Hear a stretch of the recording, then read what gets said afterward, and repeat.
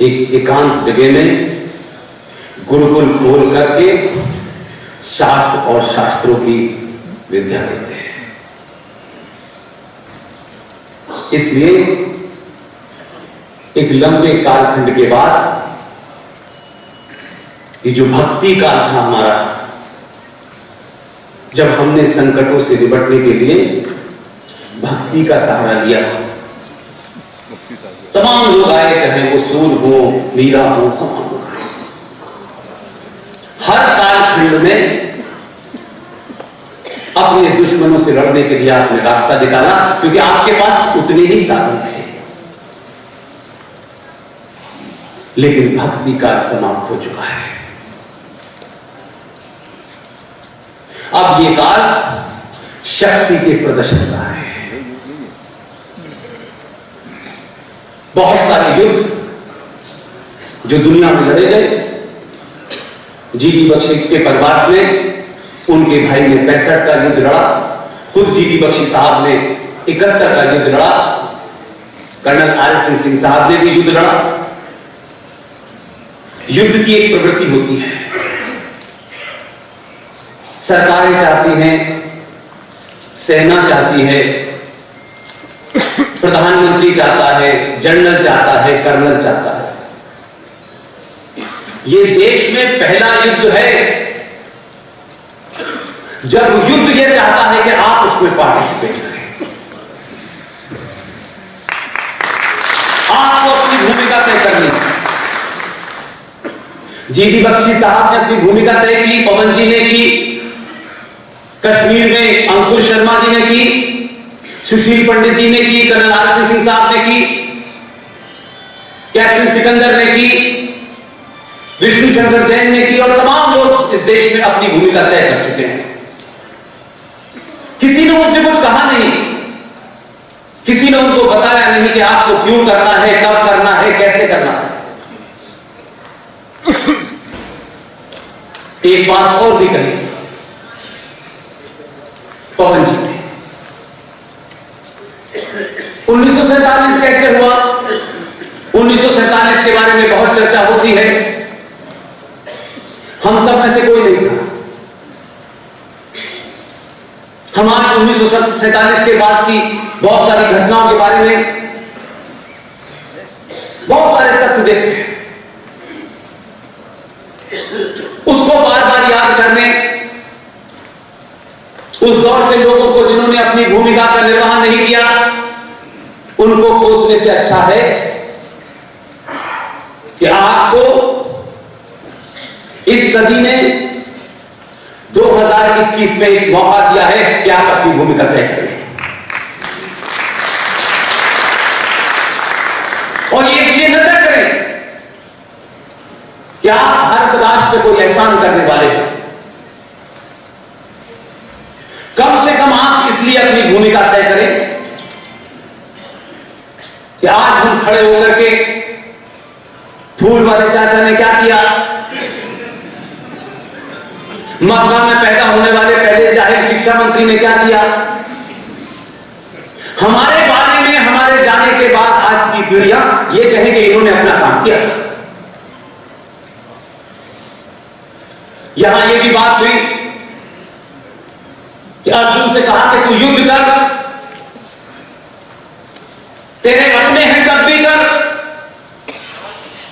मैं सिर्फ उसमें एक ही लाइन जोड़ना चाहता हूं, अर्जुन तुझे युद्ध करना ही पड़ेगा, भले ही चाहे डीएनए तेरा बराबर वाले का भी एक ही हो।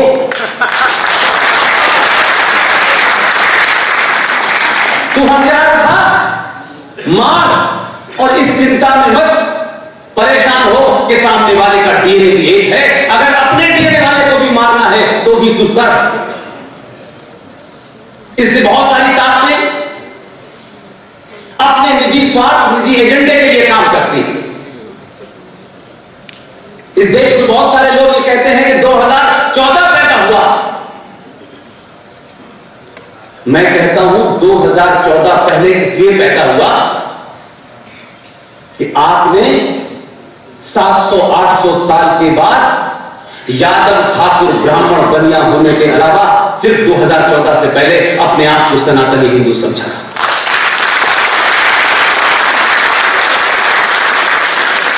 इसमें बहुत कमियां हो सकती हैं, बहुत शिकायतें भी हो सकती हैं,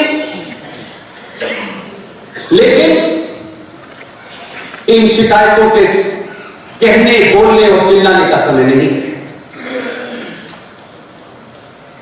बहुत लंबे कालखंड के बाद आपको अपने होने का एहसास हुआ है, आपको अपने पूर्वजों का एहसास हुआ है, आप कौन थे इसका एहसास हुआ है, आपको सही इतिहास जानने की जिज्ञासा पैदा हुई है, आपको अपने शत्रु का बोध हुआ है।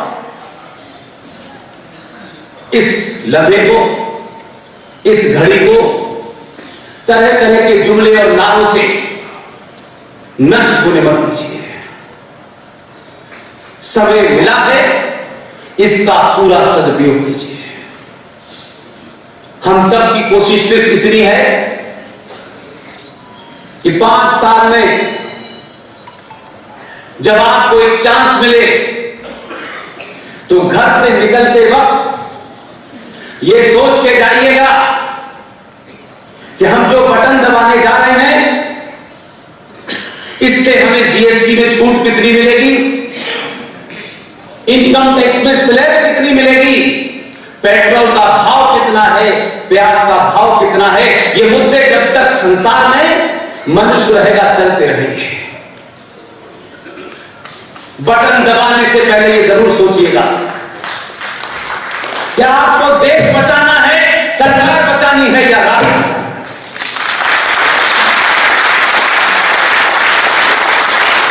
हम बहुत सुनते हैं इस बात को, व्यक्ति से बड़ा संगठन, संगठन से बड़ा देश, देश से भी बड़ा राष्ट्र होता है। व्यक्ति बहुत से आएंगे, चले जाएंगे, चले गए। ऐसा नहीं है कि जो अभी आया वो जाएगा नहीं, लेकिन उसे अपनी मर्जी से नहीं आने दिया है तो अपनी मर्जी से जाने भी नहीं देंगे। इसलिए कोई ये कहे कि हम झोला लेके चले जाएंगे, जाने नहीं देंगे।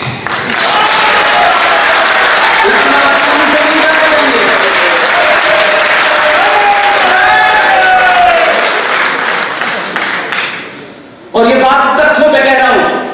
आप सब जानते हैं कि इस मंच पे जितने लोग बैठे हैं, न इनका किसी राजनीतिक दल से कोई संबंध है, न सत्ता के किसी पद के लाने की दौड़ में है। इन सब के मूल में अगर कोई एक ही चिंता है, उसका नाम है राष्ट्र।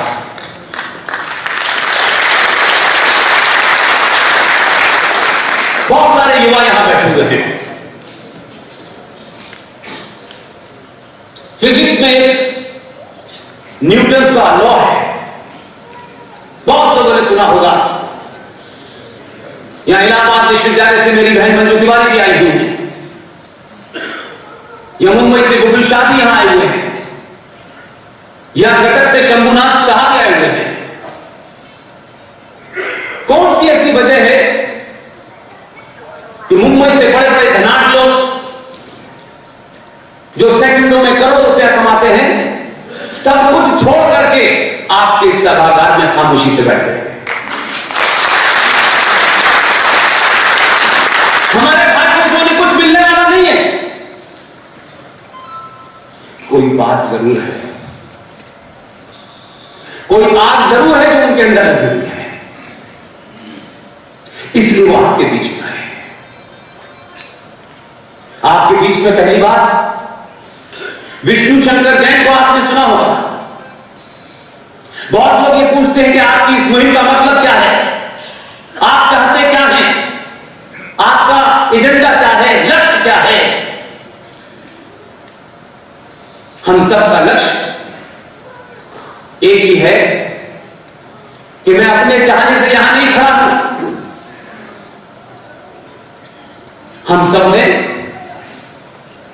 और खासतौर से मैं अपने बारे में कह सकता हूं कि जो मैंने लिया है वो मुझे आगे बढ़ाना है। आपके मंच पे 2 बुजुर्ग बैठे हैं, कर्नल नारसिंह सिंह साहब, मेजर जनरल जीडी बख्शी और प्रोफेसर पवन सिन्हा। आपको पता चला होगा कि मुझे